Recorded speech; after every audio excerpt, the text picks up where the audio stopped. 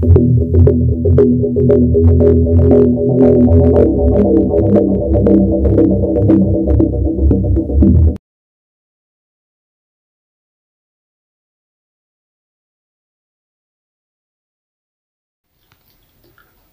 jumpa lagi. Saya telah meluncurkan seri video ketiga dengan judul Dr. Simon Nahak, tepatkah bantuan sosial khusus biaya pendidikan bagi mahasiswa-mahasiswi Malaka? Jika Anda belum nonton, silahkan lihat linknya di kolom deskripsi. Seri video ini, saya ingin memberikan perhatian khusus pada audit dana desa di Kabupaten Malaka. Pada saat suksesi politik, Dr. Simon Nahak SHMH dan Loise Lukito Olin SSOS berkomitmen untuk melakukan audit 100 hari kerja, dan itu sedang dilakukan. Audit ini menjadi salah satu penyebab mayoritas masyarakat Malaka bersatu membentuk koalisi kerakyatan untuk memenangkan SNKT. Koalisi itu muncul karena telah tebal lapisan distrust atau ketidakpercayaan masyarakat terhadap pemimpinnya. Ketidakpercayaan itu berkembang dari ketidakpuasan masyarakat atas sistem pelayanan dan pembangunan yang tidak seimbang. Selain itu, muncul konflik kepentingan yang memantik rusaknya hubungan sosial antara masyarakat dan pemimpin. Konflik kepentingan itu seperti mutasi PNS, perekrutan tenaga kontrak daerah yang tertutup, distribusi bantuan bagi masyarakat pilih kasih, dan lain sebagainya. Konflik itu terduplikasi dan merambat ke berbagai lini kehidupan sosial masyarakat, hingga ke ranah politik. SNKT merasa disandera untuk mengubah orientasi sistem public service atau pelayanan publik dengan cara mengambil alih kepemimpinan daerah melalui pilkada. Maka ide audit ditawarkan SNKT sejalan dengan harapan masyarakat yang merasa terlempar akibat ketidakadilan. Dan audit 100 hari kerja yang diwartakan menjadi konvergensi harapan seturut keinginan masyarakat. Di sana semacam ada a meeting of mind atau perjumpaan pikiran antara tawaran SNKT dengan harapan masyarakat. Dan tabir harapan baru pun tercipta di sana, karena SNKT sebagai liberator baru datang dengan visi misi perubahan yang diimpikan oleh mayoritas masyarakat Malaka. Setelah SNKT terpilih menjadi bupati dan wakil bupati Malaka, audit menjadi pintu masuk pertama untuk meluruskan orientasi pembangunan daerah yang paling fundamental. Tidak heran bila audit diawali dari desa. Audit sesi pertama membawa pencerahan bagi publik bahwa sudah 12 desa dari total 127 desa se-Kabupaten Malaka telah direkomendasikan ke Kejaksaan Negeri Belu. Rekomendasi itu bertujuan agar para kadis itu diproses secara hukum karena menyelewengkan uang negara dan tidak ingin bertanggung jawab untuk mengembalikannya. Uang negara yang seharusnya digunakan untuk menyokong pembangunan ekonomi masyarakat dipakai untuk tujuan pribadi. Meskipun demikian, ada wakil rakyat yang menampik bahwa audit 12 desa itu sudah dilakukan dari periode lalu, bukan sebuah prestasi SNKT. Tampikan itu diungkapkan oleh politisi PKB sekaligus Wakil Ketua II DPRD Malaka, Hendrik Faik, yang dipublikasi di portal berita online Kupang Tribunnews.com pada 25 Mei 2021 berjudul Rekomendasi 12 oknum kepala desa ke Jaksa bukan sebuah prestasi 100 hari kerja SNKT.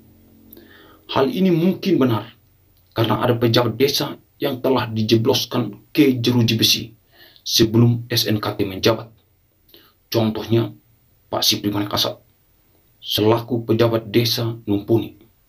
Ia diproses tahun 2019 karena korupsi anggaran dana desa Numpuni tahun 2016 dengan total kerugian senilai 286 juta rupiah berdasarkan audit kantor Inspektorat Kabupaten Malaka.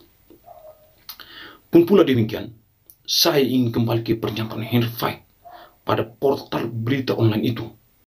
Pernyataannya dibaca sepintas lalu sangat sepele. Tetapi jika ditelah secara mendalam, pernyataan itu mencangkangi maksud tersembunyi yang rapi dikemas. Ini bunyi pernyataan politisi PKB itu. Jadi bagi saya, ini bukan hal yang luar biasa. Hal biasa, karena sesungguhnya hasil sudah ada, dan Bupati Wabub dorong untuk ditindaklanjuti aparat penegak hukum. Publik sekarang masih menunggu seperti apa gebrakan 100 hari dari SNKT itu. Statement beliau ini bermakna ganda, dan saya ingin melakukan hermeneutika atas ucapannya itu. Saya ingin menunjukkan kesesatan pernyataan itu. Mari kita membedahnya. Yang pertama, jadi bagi saya, ini bukan hal yang luar biasa. Pernyataan ini tersirat bahwa Henry Faik tidak menerima dan mengakui bahwa rekomendasi itu dari SNKT. Bahkan pada tingkat yang paling fatal adalah menegasi secara total campur tangan SNKT. Jika seperti itu, maka seharusnya para koruptor itu sudah ditindak secara hukum sebelum SNKT menjabat. Kedua, sesungguhnya hasil sudah ada dan Bupati Wabub dorong untuk ditindaklanjuti aparat penegak hukum. Apakah kalimat ini hasil produksi keseleo lidah ataukah dengan sadar secara rasional mengungkapkan itu? Apabila diungkapkan secara sadar, maka terjadi inkonsistensi antara perbuatannya dengan perkataannya. Pada kalimat ini terkandung beberapa maksud tersembunyi yang perlu disingkat. Maksud tersembunyi itu adalah A. Sesungguhnya hasil sudah ada. Artinya bahwa audit sudah dilakukan oleh inspektorat pada tahun-tahun sebelumnya. Sepotong kalimat ini menunjukkan bahwa ia memberikan sindiran halus kepada mantan Bupati Malaka, Dr. Stefanus Briaseran MPH, bahwa saat menjabat, mantan bupati itu tidak tegas dan melakukan pembiaran terhadap para koruptor itu. Henry Faik selaku Wakil Ketua 2 DPRD Kabupaten Malaka pasti mengetahui para koruptor dan memiliki data yang valid. Data itu mungkin didapat melalui sidang, reses, dan lain sebagainya. Tetapi mulutnya terbungkam atas situasi krisis kejujuran yang terjadi. Dan sebagai DPRD, ia hendak mencuci tangan. Tapi cara seperti itu sudah kusam. Saya sesali itu karena kualifikasi Henry sebagai DPRD, penyambung lidah masyarakat, dan harus dengan lantang berbicara, namun apatis terhadap kejanggalan yang terjadi. B. Sesungguhnya hasil sudah ada dan Bupati Wabub dorong untuk ditindaklanjuti aparat penegak hukum. Kalimat ini dipahami secara menyeluruh adalah pernyataan konspiratif SNKT dengan Henry Faik sebagai ketua tim pemenangan SNKT untuk menjebloskan para kades pendukung SNKT sendiri. Dan disetting sedemikian rupa bertujuan untuk mengelabui para kades pendukung SNKT sehingga tidak tersinggung kesal apabila nama mereka juga direkomendasikan ke Kejari Belu. Alasannya bahwa temuan korupsi ini sudah dari periode lalu, tetapi karena desakan publik maka Bupati tidak tebang pilih. Poin ketiga, Henry Faik secara tersurat menginginkan gebrakan audit 100 hari terlihat jelas dari pernyataannya. Publik sekarang masih menunggu seperti apa gebrakan 100 hari dari SNKT itu. Kalimat ini bagi saya suatu ucapan sebagai propaganda perubahan dari seorang wakil rakyat yang baik. Dan itu tepat karena sesuai kualifikasinya. Berhadapan dengan pernyataan politisi PKB itu bahwa audit 100 hari bukan prestasi SNKT, saya memilih untuk berseberangan dengannya dan berpisah arah. Alasannya, setelah SNKT menjabat, barulah ada rekomendasi ke Kejari Belu. Dan di lain kesempatan, Wakil Bupati Malaka, Loise Lukito Ulin Esos, mempertegas komitmen kerja mereka. Katanya, saya dengan Bapak Simon komitmen dalam 100 hari kerja akan tuntaskan apa yang belum tuntas dan luruskan apa yang belum lurus. Artinya, mereka benar ingin bertarung untuk mengungkap semua itu.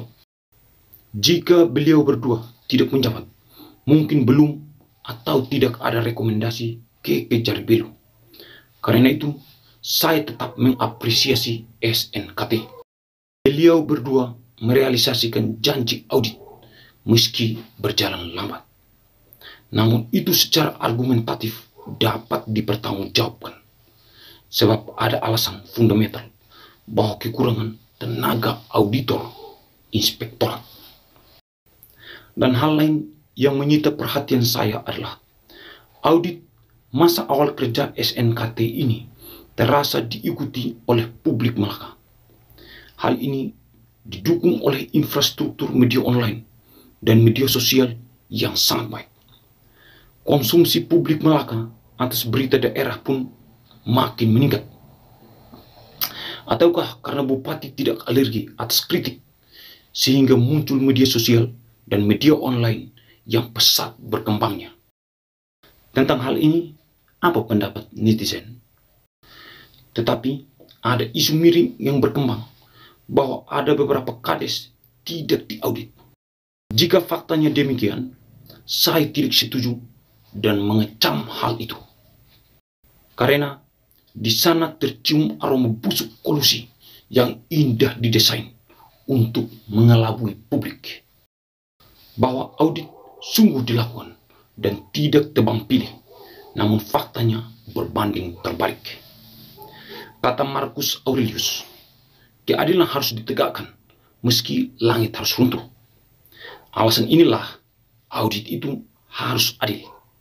Jika tidak, rejim ini masih mempertahankan logika gelap politik yang justru memurungkan level peradaban daerah. Tentunya akan menyebabkan luka mendalam bagi sebagian masyarakat Malaka. Sementara impian agar Kabupaten Malaka bebas korupsi bersifat utopia. Artinya, hasrat untuk menghasilkan suatu sistem politik di Malaka yang bebas dari korupsi hanya mengawan dan mengangkasa di langit, tidak menjadi nyata. Sekian dari saya. Terima kasih atas perhatian Anda. Salam Perubahan Rai Malaka.